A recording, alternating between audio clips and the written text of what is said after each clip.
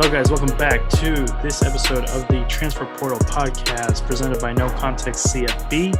I am joined today by my namesake guy over here, Andrew, my college brother, technically, I guess, here in Adam. Guys, how are we doing today? Doing good. How's it going for y'all? I mean, y'all had a pretty big weekend. Yeah, I'm kind of still on a high right now. It's I literally walked out of that stadium Saturday night I felt like I was on drugs. I feel that. I was the same way. I was it's not my first field storm, but everyone just feels like a completely different experience. So it was a great time, great game, but we'll get into that later. I will say this. I will openly admit one of the dumbest decisions I've ever made in my life. Top 2 or 3 regret in my life was getting ready to go to Louisville UH in 2016. And then I was like, nah, I don't need to. And then, yeah, I was kind of sad. But why would you say that? I just thought we were going to – I don't know, man. I just thought that year. We just beat Oklahoma. We were hot that year, but I think something important came up. I think I had like an emergency that night or something like that. But like, it's like I could have gone, but like I would have missed out on something important. The people would have pissed off at me. I don't know, but long story. I remember, yeah, it was whole chaos. But we'll forget about the past. We'll think about the now in just a second here. Let's go ahead and let's just go right into it. New top 25 just came in. We're gonna try and just speed up this process a little bit.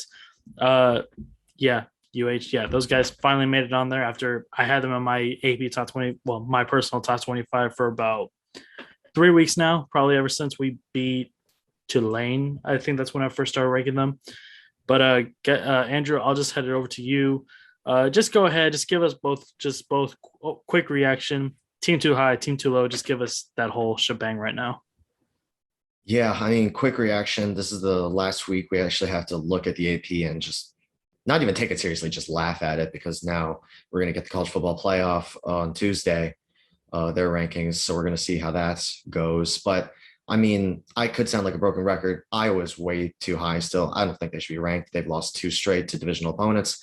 They lost to Purdue. Purdue's not a great team. They're also not a bad team. Purdue's also the team that always makes people look worse than they are. But then they had just an embarrassing loss to Wisconsin. You put up 7 points. I understand Wisconsin's got a great defense, but I think this game truly showed everybody that Iowa's defense is pretty reliant on just winning the turnover battle, and that when they don't, they can't put points on the board.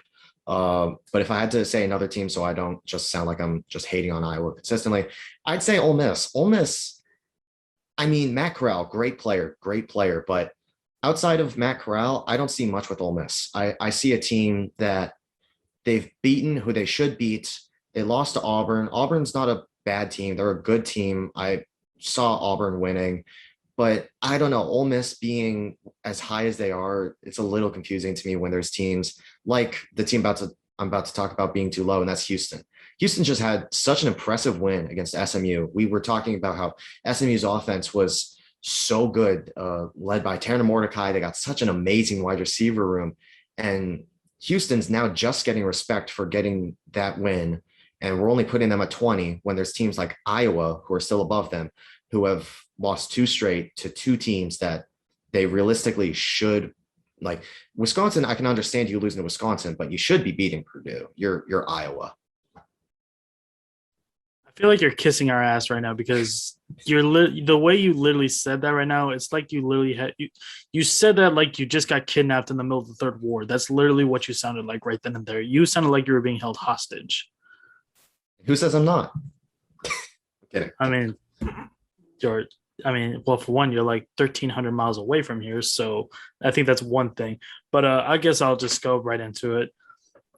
Like I said, I've had, you know what, sure. You know what, maybe I'm still on the high like I was talking about, but there is absolutely nothing you can do to convince me right now that BYU is the best team in the country whose names are the Cougars. There's nothing you can do to convince me. I've seen BYU. I'm unimpressed by them. Virginia has honestly, Virginia's pass defense is soft as butter. I don't give that win over them any credit, even though, yes, it was electric. Yes, it was freaking over 100 points. I do not give a rat's ass. Okay, I am convinced that we would easily neutralize that BYU passing attack with ease. And also, I will respect this with this. The one respectable thing I will give the AP Top 25 right now is they still left SMU ranked. That is honestly very respectable because SMU, yes, Houston won. Yes, Houston made the bigger plays in the fourth quarter. Yes, Marcus Jones is probably the most complete player in the country as far as I'm concerned. He could do literally I've seen him do the most ridiculous plays on every side of the ball, special teams, offense, defense. I could talk about all that, but SMU did not play badly. And I think that's something that enough people need to talk about. It was just a matter of fact that Houston just came out that much tougher. It's a fact that I didn't really think about until the middle of that game when I saw it at like halftime or something like that. Going into that game, SMU's offensive line allowed only 2 sacks the whole season. That night alone, Saturday night against Houston, Houston got 3. That is honestly spectacular to think about for both teams. The fact that Houston was able to come out that aggressively on the defensive line and on the defensive front to be that aggressive to get Tanner Mordecai to the ground, and also that it took this long to get this much of a porous performance from the SMU offensive line, which really wasn't even that bad either on the grand scale of things. Rashee Rice still made plays. Danny Gray, he made an absolute ridiculous catch down to the 3-yard line that was literally not even more than 20 yards in front of me. As the ball was in the air, I was literally yelling at Marcus Jones. I was like, Marcus, turn around, Marcus. And like, well, he never turned around because I don't think he really was listening to me, but that's beside the point. So props to the AP on still living SMU ranked. I still think highly of SMU as a team. I still think they have one of the best offenses in the country. I just think right now they got a top 5 defense in the country, sack avenue. I could go on and on. The special teams, Marcus Jones has 9 career kickoff return touchdowns right now. It's ridiculous. The special teams is spectacular to watch. Every time that they come out, regardless of punt return, kickoff return, there is honestly the hint of excitement that they can do something great and get to the midfield or even further than that. So yeah, I'm biased. I do not give a rat's ass. All right. Ever since we lost to Tech, we've been one of the most consistent and best teams in the game, no matter what statistic you use to slice it. Now, in terms of who do I think is overrated, yes, I did go on BYU a little bit. I want to talk about Penn State. Look, Penn State did not play poorly against Ohio State. That is important to know. But I cannot remember the last time that there was a team that had 3 straight losses and is still ranked. I still cannot take Penn State seriously to this point. I still don't know what to make of their offense. I don't know if that defense is consistently healthy. They're just a team right now that I cannot view seriously. I don't know who they are as a team. They just lost to Illinois. You cannot rank a team after you lose to Illinois, and you can't rank a team after they lose the game after they lose to Illinois. Why are they still in the top 25? Votes is one thing, but just being just in the consensus AP, that one just doesn't make sense to me. Yeah, for me, I don't have many problems with this top 25. Yeah, do I think Houston should be a little bit higher? Yes. I understand why they come in at 20 because they weren't ranked, so it'd be kind of hard to put them anywhere past that. But that's not really our problem. It's AP not ranking them sooner. So I don't have a problem with that. I do think that Baylor is a little bit too low for me. I understand, again, why Oklahoma State is ahead of them because Oklahoma State beat them. But if you watch that game, Baylor, if they play, it can play 10 times. Baylor could easily win 9 out of 10. Oklahoma State just happened to win that one time. So I would swap them, in my personal opinion. Everywhere else, I'm pretty fine with, honestly. Michigan State, I think that between them and Oklahoma, it's kind of a toss-up. Oklahoma hasn't really looked very good, but on paper, Oklahoma should win. But as far as that, I'm pretty fine. I agree, Andrew. I'm very happy that SMU stayed ranked because I do think they are a good team. Honestly, I didn't think we were going to win that game. I didn't see us returning that kick, but I'm glad it happened. I thought we were going to win going into it, but when we had the kick. I'll be honest with you. It was one of those things where, like, in the game, you were just getting ready for the heartbreak. Like, yes, I was prepared for it. That's what it was. That was how I was when we were up 20-0. I believe that's how were we up 20-0? Was it 7-3 or something? I think it was 20-3. Because because we did have 2 field goals, but there was a point where we were up by that's, I don't want to say insurmountable because it's college football. Any scoreline can happen, but it was at that lead where it was like, I don't fully trust this. I've seen this movie played out quite a few times. I am not celebrating yet as much as I want to. We win football games. We don't win first quarters. Okay, that's what it's about.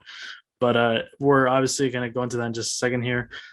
We got to talk a little bit on. Oh, speaking of which, speaking of the team that you ranked too low, you need to explain this to us. All right, I saw your tweet. You essentially tweeted at Texas and said that they make you want to drink bleach. I want you to go ahead and just fire bullets off at this point. At this point, it's like being a dead horse with them. One, I'm pleading to whoever makes the schedule for the times, please stop having Texas play at 11 a.m. because they ruined my day. I'm sour for the whole day. And it's just, I don't even feel like watching college football. It's very demoralizing to watch my team blow 3 straight double-digit leads and then see everybody else's team winning. You know, all my Oklahoma friends, they're tweeting me all game because Oklahoma always plays later. And I see, you know, Cincinnati, Georgia, whoever, Texas A&M. Can you imagine how hurtful it is when we blow the Red River rivalry to Oklahoma, and then that night Texas A&M beats Alabama? It's the worst. At this point, I don't know. It's not much you can say. I think that Coach Sark has a big game coming up because he has to show why he was brought in here. You can't lose to Baylor, Oklahoma, and Oklahoma State. And like the boosters, they're not gonna like that. He has a big game against Iowa State, who isn't that good anymore. Shock to everybody, but Ames is a tough place to play. As we saw, they beat Oklahoma State. So if he goes in there and wins, you know, they might be off his back. I'm not saying he's on the hot seat, but he has to show us something. But questions are definitely being asked, and it's, be honest, and that's the first year, patience already being lost. Very much so. It's not his fault, but that's just the way it is. It's just, it's just one of those, you talk about toughest jobs in college football right now, and Nebraska's up there, USC's up there, to an extent, LSU is also up there. Texas, it just feels like if you don't win within the first 2 years of Texas, it's like, boom, you deserve to be cut off. We saw that. I know a lot of people that were in Austin during the Charlie Strong era. There were some after 2 years, they said he's got to stay. He needs time to build something. There were other people that said that he was not a fit for the culture. It was everything. I saw the same thing with Tom Herman. Even after Sark lost the game against Oklahoma, he still had a lower winning percentage than Tom Herman did during his entire tenure. It's honestly just a whole mess right now. It's just this thing of, like you said, beating a dead horse. It just seems like we're asking more questions than waiting for the answers. That's just what Texas is right now. You want the answers that are just not there yet. And you just gotta get more patience with these people. I'm not saying Sark is the guy. I'm not saying Sark is going to be the guy to get them back to a New Year's Six bowl, but I'm just saying at least let him try and build something in. He's got a good young squad. He's got Casey. He's got Xavier Worthy still. He's going to have Bijan Robinson for another year. Let's just give it till the end of next season, and then I think we can finally put our judgment together on that. Is that a fair enough assessment? Yeah, that's fair, and Texas will do that. Texas is harsh, but historically, they give you at least 3 years. You get to fire your whole coaching staff at least once and bring in a whole new staff. They did with Tom Herman, Charlie Strong. So he has time. I'm not saying he's on the hot seat with as far as the boosters and the AD and stuff, but with the fans, we're tired of losing. And in Texas, football is king. Texas might have one of the best basketball teams in the country, and still most people don't care about the football team. So he has to. It's not fair, but he was brought in here to do a tough job, and it's time to see some results. So speaking of Texas football being, football being king here in the state, some pretty big news happened yesterday. I was out doing stuff yesterday, so I didn't really keep up with it too much. I still am not entirely sure of what's going on, but Gary Patterson resigning from TCU. TCU puts out a statement saying that they wanted him to wait until the end of the year to resign. He doesn't. He's there. He's done for. He called it quits. Personally, this brings up a lot of questions because Zach Evans, the running back, former top running back in the country out of North Shore High School here in Houston, not officially in the transfer portal, but he's deleted all TCU stuff. He's removed all his TCU photos, removed TCU from his bio. Gary Patterson is now leaving TCU, resigning after 20 plus years at the program, building them up from essentially something I believe I read that they only had like 9 winning seasons before he got there, and now he's more than double that. Whatever the statistic is insane just how much he's turned that program around. He's got them a Rose Bowl. He's got them to the top of the Big 12. He's done a fantastic job building the program, building a brand, making TCU a national household name. And TCU, like, they were top 25 ranked going into the season. He resigns. It's been a really bad year for TCU when you consider the fact that getting blown out by Texas, now seeing how Texas looks, I don't know how to truly react to this because I'll be honest with you, Gary Patterson is a defensive-minded coach, but TCU hasn't been known for defense. I mean, I've seen games where they've given up more than 70. So clearly the identity for a defensive-minded team is no longer there, and TCU really hasn't been a powerhouse over the last couple of years as you'd like for them to be in. So I'm kind of I don't want to say I'm dumbfounded, but like I'm a little bit puzzled as to why he didn't wait till the end of the year. Adam, I'm going to let you take it from here because I truthfully don't know where to go from here.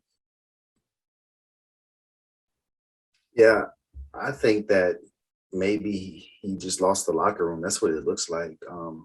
I guess I heard about the Zach Evans thing. That was kind of a big deal. I kind of brushed it off because I figured he was bad. They're a bad team. He's a really good player, so maybe he's going to enter the portal. I didn't think it was any deeper than that. But it seems like he lost a locker room. He's a very tough coach, like one of those, drill sergeant coaches. And reports in the locker room were saying that just wasn't sitting right with the players. So it might have just been the time where he knew that. He knew he wasn't going to change the way he coaches. The players weren't going to change the way they want to be coached. And it was obvious it wasn't working. So he just decided to just, end it now. Which, I mean, like you said, it's tough that he went out like that because, 22 years there. The whole Rose Bowl thing against, was it Wisconsin that they beat? That was he's not a bad coach. I think he just needs a change of scenery. I think that's it. Nothing wrong with that. Just, it's kind of weird to happen middle of the year with 4 games left. Yeah, I think down below, we kind of knew something was going to happen with Gary Patterson with TCU. I don't know whether it's a retirement move. I don't know if it's a move because something's happening in the program. Frankly, none of us know anything. This information is pretty new to us, came out a few hours ago. We don't know why he resigned, stepped down, whatever term you want to use. But as of right now, all we can do is just think about all the good times that TCU has had. I mean, as Andrew said, he brought them up from pretty much nothing to what they are now. And he made TCU at times looking like the best team in Texas. I know we were talking about Texas football, but TCU at times, they were looking really good. Obviously, they had the Rose Bowl. You had the Alamo Bowl in 2016, where they came back from 31-0 down, a legendary comeback. And we'll learn more about this in the coming days, I assume. But as of right now, we can just remember the greatness that Gary Patterson was for TCU. And you can tell someone's great when they build you a statue while you're still there. Like, I think that just signifies everything. They loved him so much that while he's still there, they wanted something to remember him by, even though they could just watch him on TV every Saturday.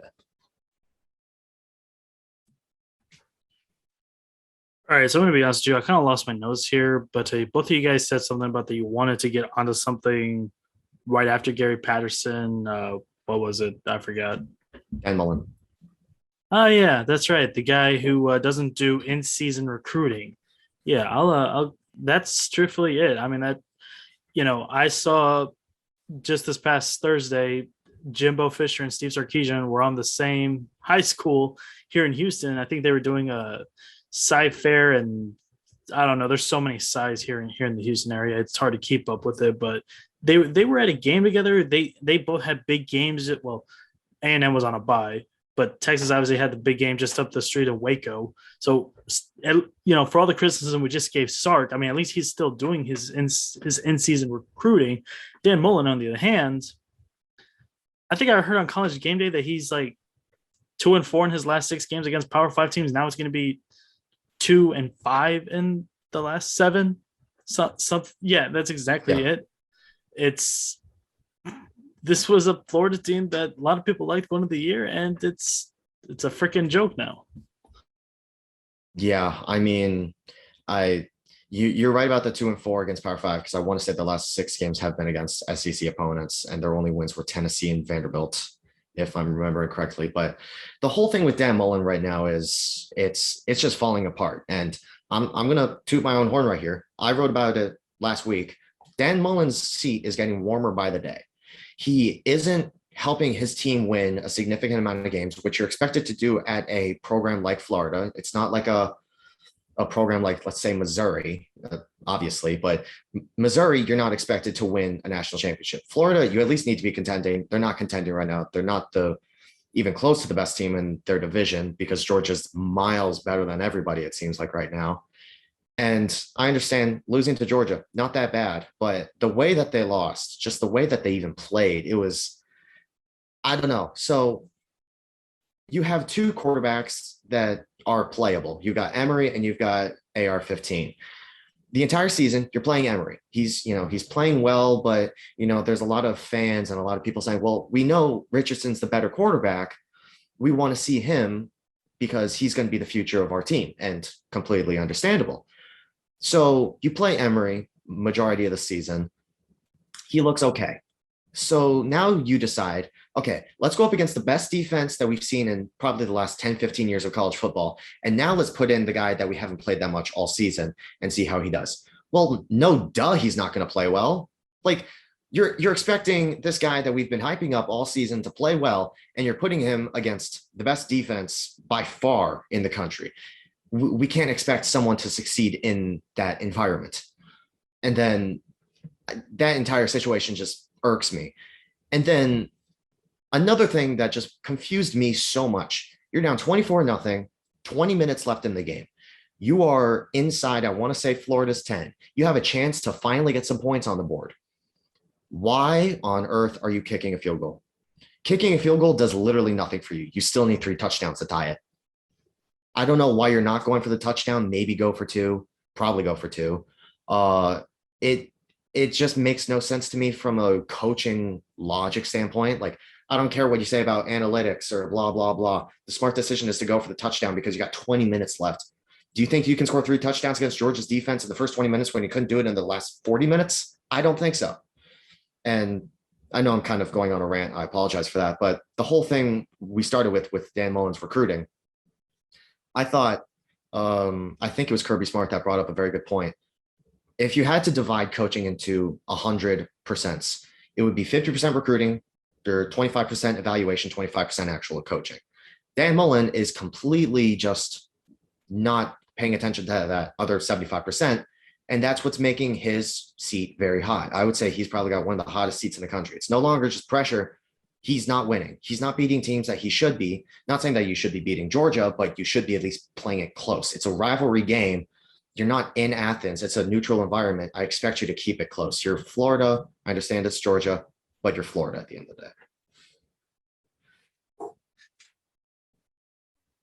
Yeah, I agree with everything that Andrew just talked about. At Florida, you're expected to win. You can't be good every 3 years, like it's Tennessee or somewhere like that. You have to compete.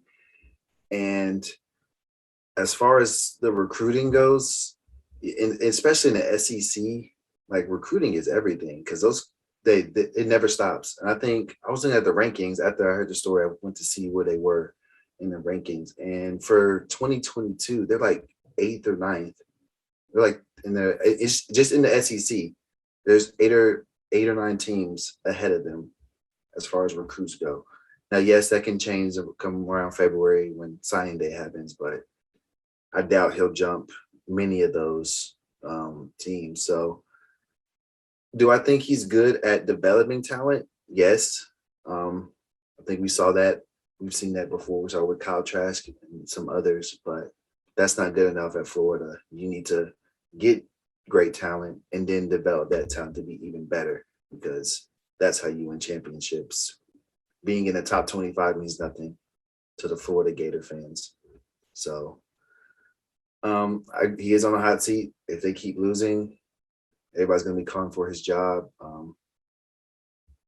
I think I don't know if that's what he wants, but it sounds like he's on his way out soon too. So we might be talking about another coaching change next week. Who knows? Yeah, and I want to add one more thing before Andrew speaks.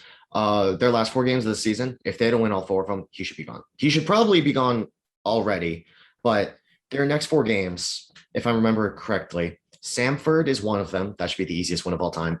And really the only game that could possibly be competitive, of course, Florida could lose either anything, is Florida State at the end of the season. If they don't find a way to beat Florida State at the end of the season, he should be on the next plane wherever. Like Florida State hasn't been good this year.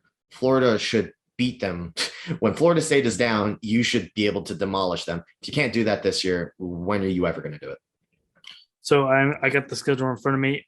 This Saturday at South Carolina, then versus Samford, not Stanford, Samford, FCS school in Alabama, and not the good Alabama, at Missouri, and then closing out the season against Florida State. I am still a little puzzled by what Florida State is. Florida State did go on a bit of a run. Then they got, I don't want to say it was just the loss that was heartbreaking against Clemson. It was just so freaky that for the gambling people, it was the worst bad beat of all time. If you took Florida State plus 9.5, that had no business to go back into the end zone. The Clemson player had no business picking it up and going in the end zone, but that's a different story. It's time to go into the main event from Saturday night. At this point, teams should just pay me to go to their games at this point, man. Adam saw one of the best games of the year. Top 3 game of the season, I am convinced at this point. SMU coming down to U of H. I could talk about the game, but that's not really. Oh, well, obviously it's important. It's important to know that Marcus Jones is one of the best players in the country, top level cornerback, I'm not even going to be biased when I say this, one of the best return guys of this era. If you don't even know that, you're not paying attention. It's just that easy. Clayton Tune, as for all the criticisms that he's gotten over the last few years, he's the guy. He was the best quarterback. He put in one of the best performances of the week.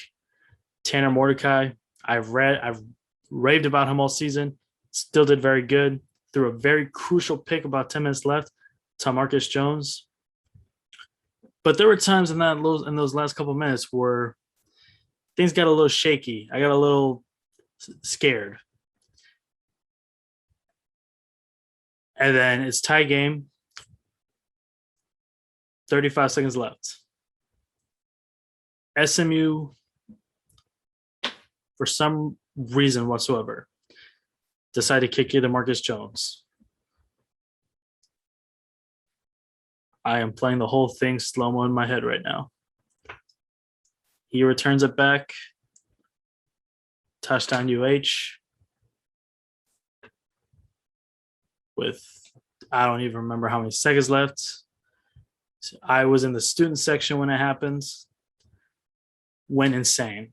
It was a blur. I knew what happened, but it was one of the biggest blurs of my life. In that moment, it was, you knew what was happening, but you didn't know how to feel it. You didn't know how to experience it. It was just one of those highs that you truly didn't know how to handle. And he was right in front of my section with Shasta right there in the corner of the end zone, corner of the back of the end zone. He's going up. He's grabbing everybody. And then, matter of minutes later, we're storming the field. We're running. By the time that we were kicking the ball back to SMU, I was already behind the little concrete block of the student section. And I said, all right, fuck it. Blow the funnel whistle. And UH, they literally put up a message board on the board, on the scoreboard twice to not storm the field. Yeah, sorry, UH. Sorry that I broke your rules. Sorry that the thousands of people that ran onto the field that they broke the rules, but guess what? You couldn't arrest all of us. That's just how it is. We stormed the field, and honestly, one of the best nights of my life. I am wholeheartedly saying that 100% honesty. I still can't believe I did to this day. Even when I look at the video that I took, I still can't believe it. It's honestly just a surreal moment. Like, it's, even when I think back on it, I still cannot believe we did that. And I literally told my friends that I went with, I literally said, I cannot believe that we fucking did that. We fucking did that. It was honestly, maybe it's because it's my team that won it. Maybe it's because my team's fans were the ones that stormed the field. But for me, recency bias, maybe. I had more fun at this game than I did at Alabama A&M. Being dead serious. That's what this night was like for me. And me and Adam, we're co-writing something right now to try and put it into words, but truthfully, I don't even know how words can describe what happened that night. Yeah, Andrew, I agree. Like I said earlier in the podcast, I was on the field for Louisville, but this one felt different just based on how we won. To pretty much a walk-off kick return, that's something you just don't see. And I caught it on video. It was great. Everybody was grabbing me as he crossed like the 30-yard line. Everybody's grabbing me, so the video's all shaky and stuff. But it was amazing, something I'll never forget. You'll never forget. I know that. Something we'll talk about. We're old and stuff. And yeah, they did put the sign up. I thought it was funny because I was in the student section for the whole game, and that's all that was being talked about was we're going to storm the field. I feel like they put that up there just to cover their ass. Say they tried. But in reality, security guards were helping people down the whole time. They even put chairs down so people could. Yeah, it's true. I mean, I was literally looking at the security guards that were in front of us. Like, they kind of just they just looked at us and they're just like, "Yeah, I'm not doing anything." Pretty much, but yeah. And then I'm running onto the field. I have video of me running onto the field with my phone, and it dies. Did it at least finish the video where it was? It did. It died like midfield. I got like the 15-yard line, and it died. So I didn't even get on the field. So luckily, my friend was there taking a lot of pictures and stuff. But it was a great time. We got a lot of pictures with a lot of the players and stuff. It was funny. We would take pictures with one player, and then the next picture would be more, and even more, and even more people would jump in and stuff. So it was a good time. Great game. But we're not done yet. We have I'm not gonna say an easy schedule with some tricky games, but we shouldn't lose. Should see Cincinnati in an American or SMU. Who knows? They still have to play each other in 2 weeks. But if we see SMU again, that's fine. Either way, we got to handle business. And let's get that New Year's 6 roll. Well, this is kind of what I want to say in terms of like, my future outlook. We should beat South Florida. We should beat Memphis. We should beat Temple. And hopefully, I would like to think that Connecticut's a guaranteed victory. I would like to think that. But if we think that this game was crazy, if we thought this game was crazy, just imagine this. 2 weeks from this Saturday, SMU goes up to Cincy. I'm not saying SMU is the best team that Cincy will have played all year, because it's really hard to say that SMU is outright better than Notre Dame. But what I'm saying is this.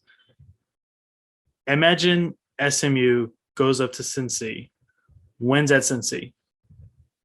That brings SMU back to our territory for the AAC title game. We thought that the ending of that game was crazy. Imagine all the haters that we've had over the last couple of years, all the doubt, all the hesitation by people even such as myself, who really didn't have so much faith in this team at the start of the year. Through all that, all the talk is Cincy. People knew about SMU's offense. UH really was essentially seen as like, okay, maybe a thing of the past. But imagine having one of those two teams come back to our city and we beat them. It warrants another storming the field story. I'm sorry, but it does. I don't care. I got to do it again, man. Like, it was just fun. Like, if we win the AC championship, why not? We already did it once. Yeah, fuck it, why not? But but I think that kind of essentially that covers that story. It's it was funny because like you and I we met up at midfield, and it was kind of like unexpected too. Like, that was honestly another crazy part. But one of those things was just, I got my I guess it's fun to say because I tweeted it out the day of the game. Earlier that week, D'Anthony Jones, the outside linebacker for UH, he tweets out, big game boomer, puts up this terrible tweet saying how UH was one of the top 3 worst student sections of that week. Well, because we had a 5-hour rain delay against ECU. I mean, it's kind of hard to get people to stay after 5-hour rain delay. D'Anthony Jones quotes the tweet and says, UH Cougs and Coug fans and students, are you ready to prove wrong this weekend? And I quote the tweet and said, we're storming the field. D'Anthony Jones DMs me right afterwards and says, fucking right, y'all are storming the field. We're going to shock the world. And then as I'm storming the field, as I'm going all over the place, I got D'Anthony.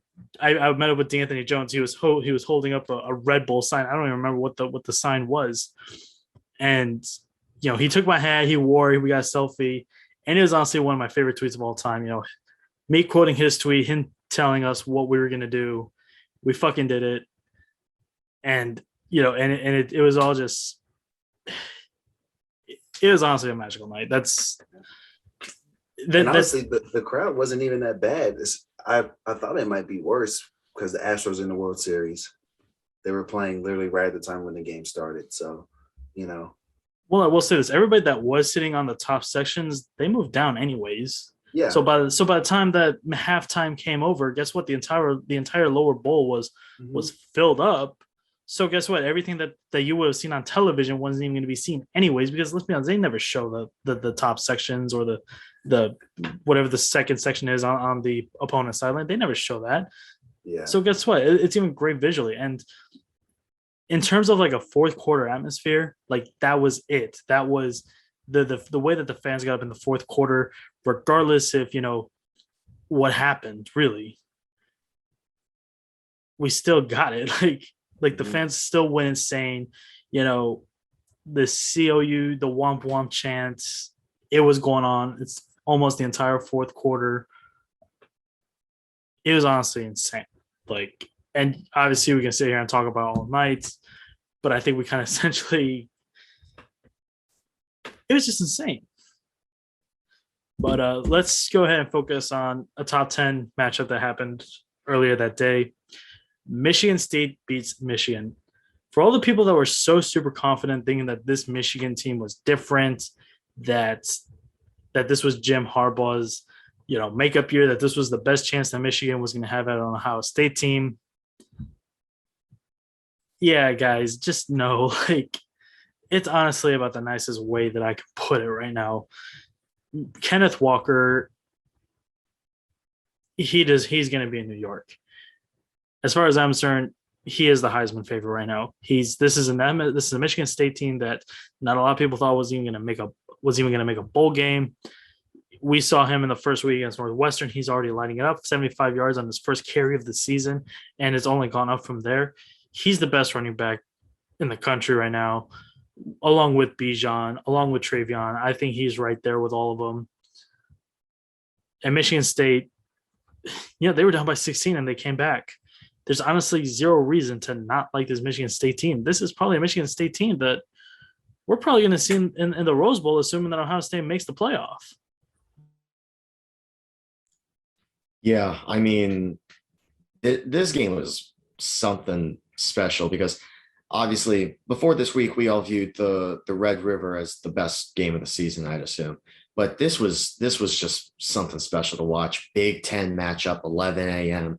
You can see everybody's breath just kind of fogging up. It's just Big Ten weather, late October matchup between two in-state rivals. They're undefeated for the first time, and I want to say like what 40 something years, 60 something years, one of those numbers.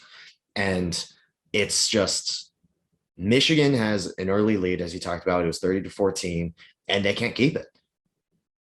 It was as simple as that. They had a big lead on an opponent that they want to beat, obviously not as much as Ohio State, but they want to beat Michigan State for Paul Bunyan, and they couldn't do it. Even when Cade McNamara, who hasn't been a prolific passer this year, he had close to 400 yards at the end of the game.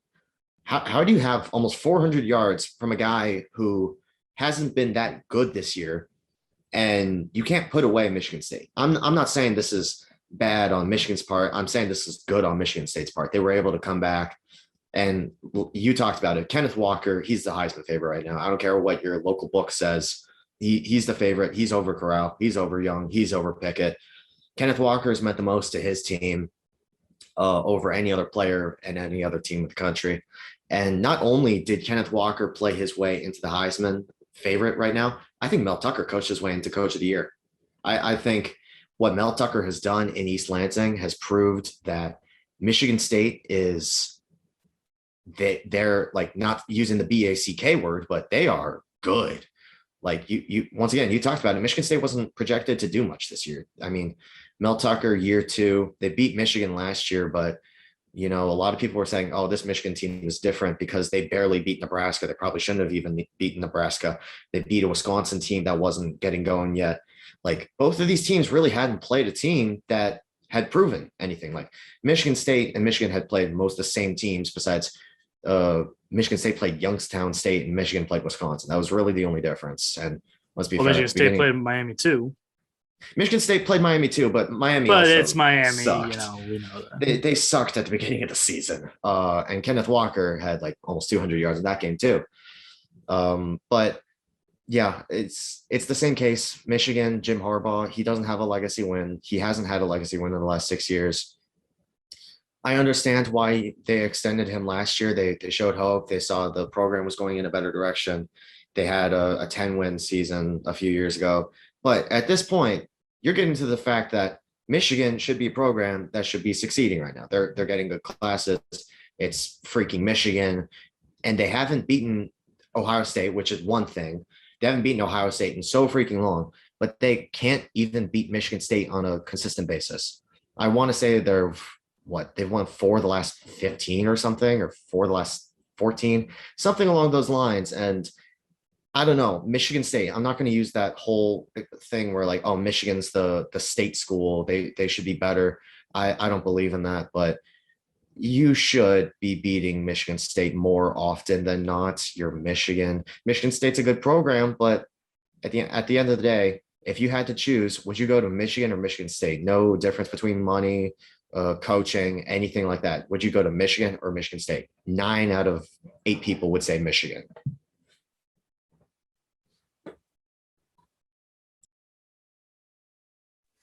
Yeah, I kind of see it like that too. I think that for Michigan, it's just how Jim Harbaugh is going to be remembered until I kind of feel bad for him because I picked Michigan to win for one, so he messed up my picks. I thought this was going to be the one, but I was wrong. Maybe this season's not over. I hope that they don't. This doesn't, us bring on a spiral downfall. They still have the whole season to play for. So as far as Michigan State goes, I'm happy for him. One thing I do hope is that Mel Tucker stays there. I'm tired of seeing, that a coach have success at a lesser program and he gets poached. He goes to LSU or something, and then he gets a big contract, and then 2-3 years later he's getting bought out, and he goes back to a lesser program like Arizona or something. Stay at Michigan State, build the program back up because they've had success there. You can get recruits there, if it's mainly a basketball school. I know because Tom Izzo, but I think Kenneth Walker, he's the real deal. I would put him ahead of Bijan. I think he's the best in the country. I think he should be number one on the list in New York so far. If they beat Ohio State in 2 weeks, then I think he'll pretty much solidify it. So he had his Heisman moment. 5 touchdowns? I think he's missing. I didn't get to watch the game. I was watching my Longhorns ruin my. Yeah, it was 5. It was like 199 yards and 5 touchdowns. Yeah, had over 200 all purpose. That's insane. So he's the real deal. Great story too. A transfer. He's coming over to Michigan State, and he has him at 8-0. It's just you can't write a book about that. All right, cool. So just some other things that we just want to go ahead and just bring up. Maybe more of like a quick fire style here. Are we finally sold on Wake Forest? Sam Hartman's a great quarterback. He's lighting up. He threw for, 5 touchdowns or 400 yards against Army. Wake Forest goes out, beats Duke. It's Duke, okay? I mean, I'm not saying that Duke's a powerhouse because they're not.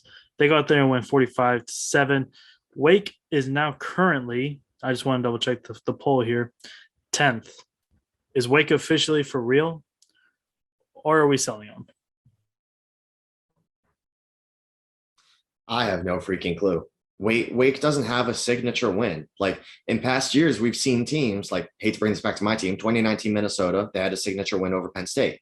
Haven't seen that with Wake this year. They haven't played anybody that has been like, oh, wow, Wake beat this team. Oh, they're really good. I mean, Army's a good team. West Point's a tough place to play. I mean, what else do they have? We've seen that they have a great offense. Sam Hartman's a great quarterback. He should be on, I think he is on the short list for a few awards. Jaquari Roberson's a good wide receiver. I don't know. Wake's defense isn't that great. Honestly, I don't know if people are going to really take Wake Forest seriously until they win the ACC. And I think I genuinely think the ACC championship is sneakily the second most interesting conference championship behind the SEC. I don't think it's for playoff implications because I don't think either of those teams would make the playoff between them or whoever else would make it, whether it's Pitt or someone else. But I really just want to see, like, is Wake for real? Probably, but how real are they and what extent are they real to? Like, they could be really good, but they're not really playoff good. Well, I just, I do want to go back to what you're saying about like signature win. You're right. They don't have one. I mean, sure. I mean, you beat Florida State, but we already know about Florida State. Mess. Okay. I'd like to think that at Virginia would be a nice win, but truthfully, there are just so many weeks where Virginia can look like a player in the ACC, and then the next week they just look like a freaking Duke.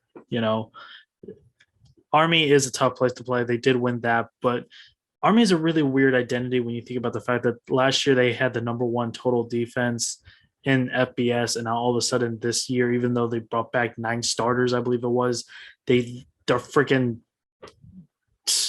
trashing themselves right now. I mean, they just lost to Wisconsin. Now they get obliterated by Wake. Well, not obliterated. Well, defense got obliterated. And I look at the rest of Wake right now. Duke, like I said, I'm not here trying to trash that school, but Duke's not a signature win. If you beat North Carolina next week at Chapel Hill, are we considering that a signature win despite how disappointing it is of a season for UNC? Then you got to play at home to NC State. I don't even know if that's a signature win. Then you got at Clemson and Appalachian College. We already know about the situation with those schools.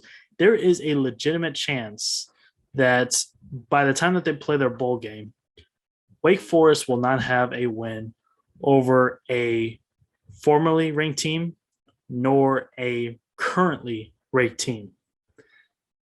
That is honestly almost insane to think about when you play in a Power 5 conference and you can legitimately say that you don't have a win over a ranked team nor a currently ranked team. It's just honestly something insane to think about. Yeah, it is kind of crazy. I kind of agree with both of y'all. You don't know because they haven't really played anybody. It's not their fault per se. The ACC is just it's a down year, you know. Clemson isn't very good. North Carolina isn't very good this year. They play NC State. NC State might be ranked by the time they played them. I'm not sure. So they might have that going for them. Virginia, they've been up and down. Florida State is just a mess. So we just don't know, but they're undefeated. You know, you play who's on your schedule. Can't really blame them. I don't have a problem with them being 10. I don't think they'll get any higher than that unless some other teams fall. So, I mean, we just got to find out. You know, we might find out in the New Year's Six Bowl if they're for real, unfortunately. But Fiesta Bowl. That's what it's looking like. Now, getting on to a team that we briefly mentioned earlier when we were talking about the AAC a little bit, Cincinnati. Okay, we need to start asking some major questions. You struggled in the first half against Tulane. You struggled against at Navy. Navy has been terrible this year. Unfortunately, I cannot judge that too hard myself because UH did struggle with Navy earlier this season. All right, I'll be honest with you on that one. Yes, you beat UCF, but this isn't the same. This isn't the Scott Frost UCF of 2017. The Notre Dame win, yes, is a good win. I still don't know how, because I also feel like we don't know how good Notre Dame is either, and that's honestly shocking to talk about. What do we make of Cincinnati right now? Andrew, I know you got a lot of passionate thoughts on this. I did punish Cincinnati in my personal rankings a little bit. I originally had them at 2. This time I put them at 4. Just my whole reasoning is like, yes, you barely lost to Georgia last year, but I just cannot fathom the idea of a playoff team struggling to Navy, struggling to Tulane.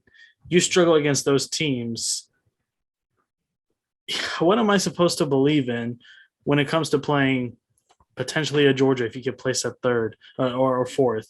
If you play Ohio State, if you play Alabama even, that's still an opportunity. If you play Ohio State, an in-state, not even rivalry, but just, matchup right there. I want to believe Cincinnati is a good enough team to make the playoff. I really do. I really hope. It would be nice to see Group of 5 representation. It'd be cool to see it. But at the same time, I don't want to see it if you're just going to get obliterated by 35 in your only playoff game, making it look worse than when Michigan State played Alabama in the Cotton Bowl that one year. Yeah, I mean, I think I speak for all college football fans. We want Cincinnati to succeed. I mean, it's a team that, obviously we've never seen them succeed to this level where they're number 2 in the country. But you also have to take into account, yes, there's that whole thing. You only play who's on your schedule. But when you're a Group of 5 team and people are trying to get you into the playoff, you got to be showing people, hey, if we're good enough to be in the playoff, we should be able to murder Navy. We should be able to just put away Tulane in the first 5 minutes. And they're not doing that. They only beat Navy by 7 in a game where they were down, if I remember correctly, for, I want to say the first half, or at least it was tied. And the first quarter to first half of Tulane, they didn't look good. Me personally, I was probably too harsh on them in my personal rankings. I think I had them in the 7 range, maybe a little bit lower. But I think if you look at some of the top teams in the country, you've got not even the Georgia level, because no one's on Georgia's level right now. If you go to the level below that, they don't beat Michigan State. They don't have the resume that Michigan State does because Michigan State has a top 10 win. I guess Notre Dame was 9 at the time, or are they 9 now? I can't remember numbers. Nine then, and I think they are 11th now. No, they're 9 now, I think. Okay, then they were 9 now. Then they were they're like 9 now. 11th. So I would value Michigan State over them. You can't value Michigan over them. I think to an extent they're not close to Wake Forest because Wake Forest doesn't have a ranked win, but they're like close to that tier. Wake Forest doesn't have a ranked win, but Cincinnati only has one ranked win. Now it is Notre Dame. That's a great win. But you look at they were. Here's one thing we all forgot. They sucked against Indiana for the first 3 quarters. They sucked against Indiana. Like they were down 14-0 in like the first 5 minutes. Now, if it wasn't for Indiana being incompetent and Michael Penix being one of the worst quarterbacks in the Power 5, we're talking about we're talking Cincinnati. Do they even make the championship game in the American? So that is something. Did you have something you want to add, Andrew? No, that was just it. I was just trying to figure out the whole Notre Dame. What were they ranked then? What were they ranked now? That was it. Yeah, and it's not even scores. It's not even games. Look at the team play. They're not dynamic. They have great players on defense, but if you look at their offense, it's like, well, what do I get? I'm personally not high on Desmond Ridder. I don't think he's that great of a quarterback. He shows athleticism, but the one thing he shows to me is inconsistency. He can beat UCF 56-21. UCF's not an awful team, but they're also not the team that they were a few years ago when they went undefeated. But then the very next week, you struggle against Navy. Navy is a team you should be obliterating. Like for Cincinnati to make the playoff, for me, they have to be obliterating these awful teams. They struggled in the first half against Murray State, a rivalry that I was unaware of, but they struggled against Murray State in the first half. They struggled against Indiana in the first 3 quarters, really. They had Notre Dame's number really the entire way. You should be able to beat Temple. UCF's had a bad year, but that's still a good win. You can't put Navy away. You only win by 7, and you couldn't put away Tulane in the first half. Personally, for me, I can't put them in the playoff right now unless they just absolutely demolish SMU and Houston. And one more note, Houston beating SMU is best case scenario for Cincinnati, because if you beat SMU twice, I think that looks worse on your resume than beating SMU and Houston. So I'll leave it at that. Cincinnati, are they the number 2 team in the country? Heck no. No one believes it. It's not the level of Iowa because I still think Cincinnati is a good team. I didn't think Iowa was a good team, but I can't put them in my playoff. I simply can't. I wish I could because I want them to succeed, but with what they're doing right now, I just simply can't. Yeah, I feel like y'all are being a little bit too hard on Cincinnati. I'm gonna play devil's advocate here. Are they better than Georgia or Alabama? No. Are they better than Michigan State and Ohio State? Of course not. But I don't think you're gonna get Georgia, Alabama, Michigan, and Ohio State as your playoff. Like that's just not gonna happen, right? So Oklahoma has struggled. Oklahoma struggled against Kansas. They struggled against Texas, Nebraska. They haven't looked good either. Granted, they have a new quarterback now, but they were losing to Kansas in the 4th quarter. So that's who's better? Who y'all say is better, Tulane or Kansas? I would say Tulane, personally. Yeah, but it's. I mean, like, here's the thing. It's like, am I picking the girl that I would rate 1 out of 10, or am I picking the girl that I would rate 1.5 out of 10? That's honestly what it is right there. I mean, you got to go with 1, but you're not exactly happy about it unless you get a lot of drinks. And that's where I think that we're at with those teams. That's why I don't think that they're just a complete, like, just out, because Oklahoma has not looked good. Oregon has not looked good. Oregon, they struggled against UCLA, California, Stanford. So they have a lot of ugly. They beat Notre Dame. So I don't think you put Notre Dame over them. You're not putting Michigan over them. right? Or Wake Forest. So as far as the 14 playoff goes, I would have Georgia, Alabama, either Michigan State or Ohio State, whoever wins, and then it's between Cincinnati, Oklahoma, and Oregon. You hope that that scenario takes care of itself, but I think that they have just as much opportunity as Oklahoma and Oregon to get into that fourth spot. No matter who's there, they're gonna get destroyed by Georgia. But I don't take too much into some of their bad wins, because those other two teams I mentioned have just as bad ugly wins, in my opinion. Okay, so let's go ahead and just straight into it because we kind of already mentioned it. First official playoff ranking coming out day that this is released. We're recording this on a Monday night. This will be released on a Tuesday morning, so tonight, the first ever college football playoff rankings will be unveiled. I think whenever you talk about your playoff rankings, it's different than how you would rate an AP poll, which is kind of what makes things a little bit interesting. When it comes to playoff rankings, you're ranking who you strongly believe are the best teams in college football right now. That's what you're basing it off of. Where I just feel like with the AP poll, you're basing it off of who is better than who, if that makes sense. You're not really thinking about it's kind of hard to think about. With the AP, you're basing it off of recent schedules. You're basing it off of what happened this last weekend. Whereas I feel like with the rankings, you're looking more long term with it. So Adam, I know this was something that you wanted to go into, so I'm going to let you unveil your official top four first and how you would think it would play out.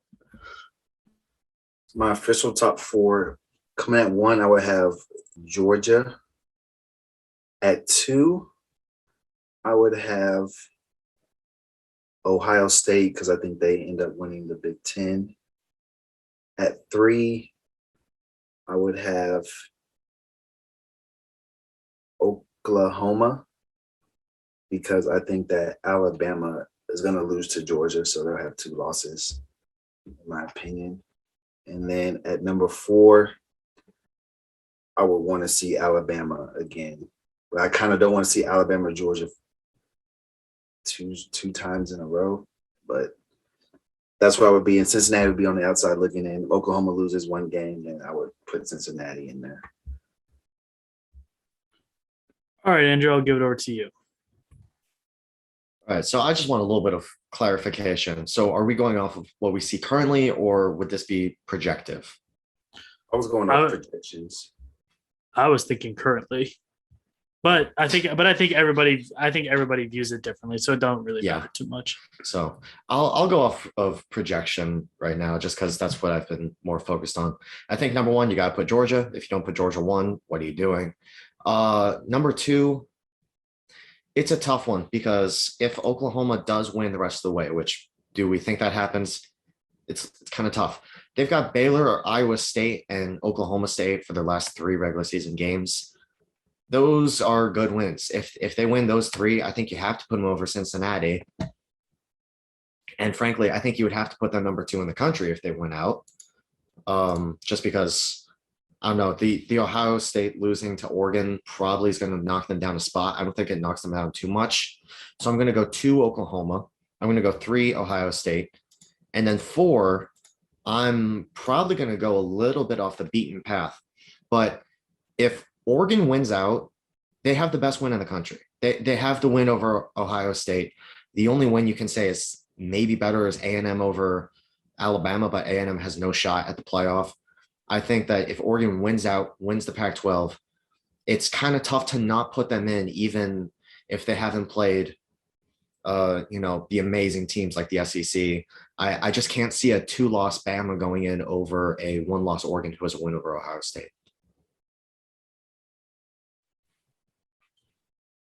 Okay, so this is my current top 4.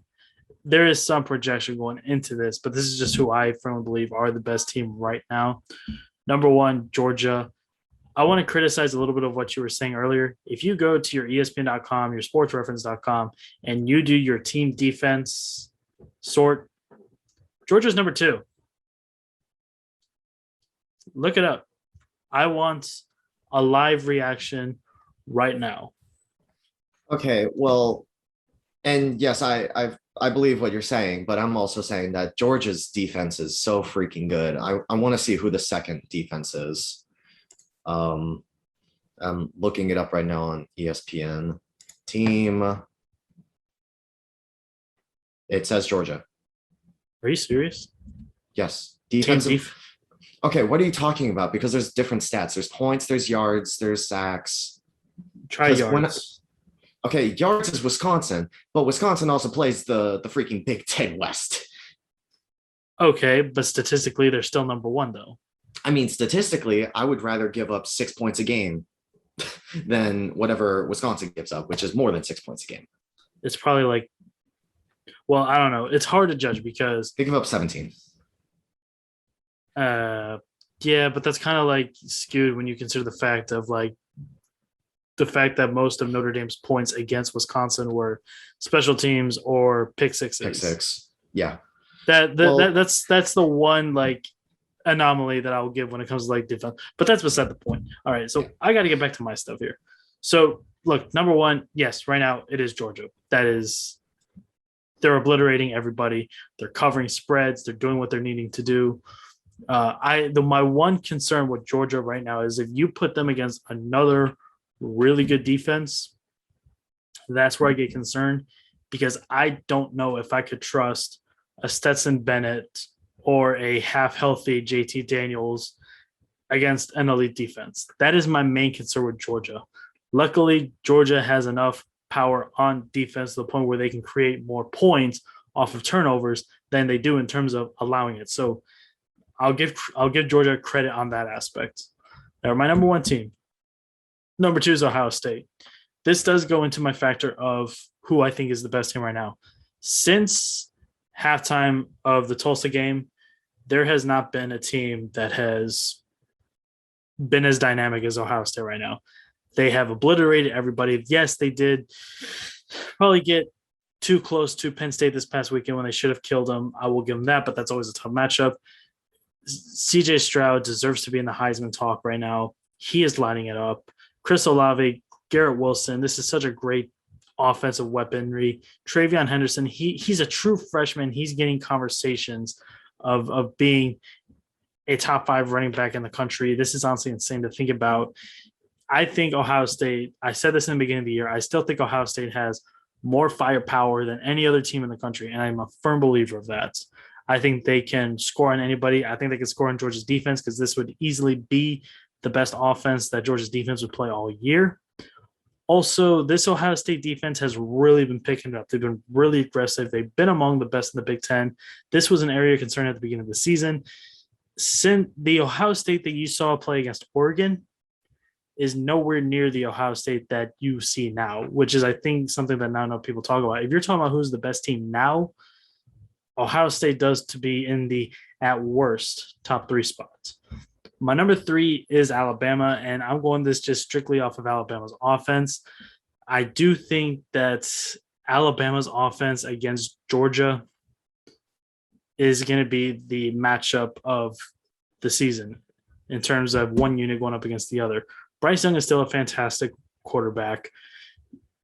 John Mechie is still a tremendous receiver. They got a good stable of running backs also there at Alabama.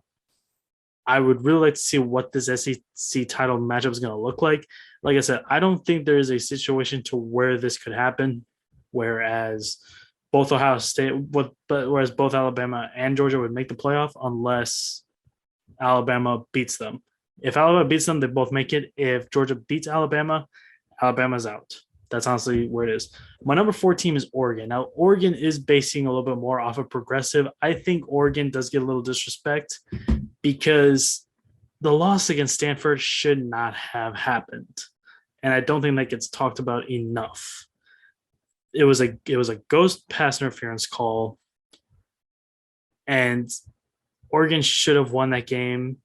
Yes, they probably should have been better against UCLA, but they still won. I just really want to know. I just want to see this Oregon team to pick it up a little bit more, be a little bit more aggressive. because I still think Mario Cristobal is a tremendous coach. Kayvon Thibodeau is an absolute legend right now. He's going to be number one player in the draft. This is a really good Oregon defense, a really fast Oregon team. I think there was a lot of talk that once they did get that loss, the Pac-12 was out of it. I think Oregon is still the best shot. So back to the last one. Let's go ahead and just give a rapid reaction to it. There's a lot of talk in terms of who should be ranked higher, Ohio State or Oregon. Adam, I'm going to go with you. If your decision came down to ranking either Oregon or Ohio State first, who are you picking and why? I'm picking Ohio State just because I think that they're better than Oregon. It's really that simple. Yeah, Oregon beat them, but if I had to put money on it or my life, I'm picking Ohio State. So that's why I had Ohio State higher than Oregon.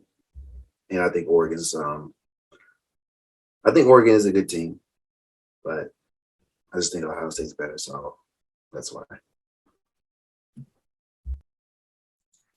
Yeah, I'm going to have to agree with that. I understand we have to value head-to-head matchups, but at the same time, would you rather lose to Oregon or Stanford? Me personally, I'd rather lose to Oregon. Oregon's a good team. We've known they're a good team. They're going to be a good team. That loss is going to age better than losing to Stanford would. And if you also look at the Big Ten, Ohio State has a lot of games coming up. They just beat ranked Penn State. They're going to end up playing ranked Michigan and possibly undefeated Michigan State when they play.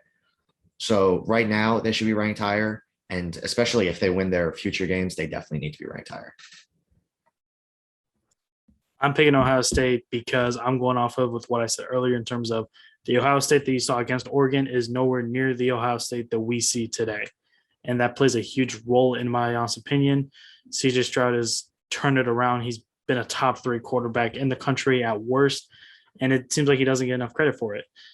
Oregon is still a really good football team. I don't think they've really digressed since they won against Ohio State, even with the loss against Stanford.